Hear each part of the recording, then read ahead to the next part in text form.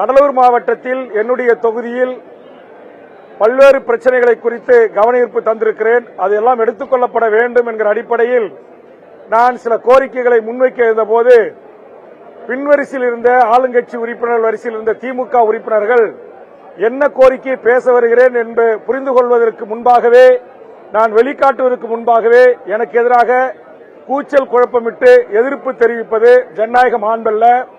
பேரவைத் தலைவரும் அவை முன்னவரும் ஆளுங்கட்சி கொறடாவும் இதை கண்டிக்க வேண்டும், இனி கட்டுப்படுத்த வேண்டும் என்ற கோரிக்கை முன்வைக்கிறேன். கவனஈர்ப்பு கொண்டு வந்திருக்கிற நான் கொண்டு வந்த கவனஈர்ப்பை சட்டமன்றத்தில் பேரவைத் தலைவர் அனுமதியோடு ஈர்த்து பேசிய பிறகு அதற்கு பதிலை முதலமைச்சர் அவர்கள் எழுந்து அளிக்கிறார்கள். அதுபோன்றுதான் அண்ணா நகர் பிரச்சனையை பேரவைத் தலைவர் அவர்கள் வேல்முருகன் கவனஈர்ப்பு தந்திருக்கிறார் என்று வாசிக்கிறார். முதலமைச்சர் உடனே எழுந்து பதில் சொல்ல முற்படுகிறார். நான் உடனே தலையிட்டு மாண்புமிகு முதலமைச்சர் அவர்களை பேரவைத் தலைவர் வாயிலாக நான் இதற்காக கவனஈர்ப்பு தந்திருக்கிறேன், அதனால் என்னுடைய கருத்தை பதிவு செய்துவிட்ட பிறகு தாங்கள் இதற்கு பதிலளிங்கள் என்று கேட்கிறேன். உடனே ஆளுங்கட்சி வரிசையில் இருக்கிற பின்வரிசையில் இருந்த சட்டமன்ற உறுப்பினர்கள் என்ன பிரச்சனைக்கு நான் கவனஈர்ப்பு கொடுத்திருக்கிறேன், எந்த பிரச்சனையை நான் எழுப்ப முற்படுகிறேன் என்பதை தெரிந்து கொள்ளாமல் அரைகுறையாக அறவேக்காட்டுத்தனமாக என்னை எதிர்ப்பது என்பது ஏற்புடையதல்ல. இது ஜனநாயக மாண்புக்கும் மரபுக்கும் எதிரானது. இதை இனி ஆளுங்கட்சி கொறடாவோ அவை முன்னவரும் பேரவைத் தலைவரும் அனுமதிக்க கூடாது என்கிற என்னுடைய வேண்டுகோளை நான் முன்வைக்கிறேன். நான் தவறு செய்தவர்கள் யாராக இருந்தாலும் கட்சி பாராமல் அவர்கள் மீது நடவடிக்கை எடுக்க வேண்டும் என்பதுதான் என்னுடைய நிலைப்பாடு. அது அதிமுக திமுக என்கிற அரசியல் உட்கட்சி பிரச்சனைகளுக்கு நான் செல்லவில்லை.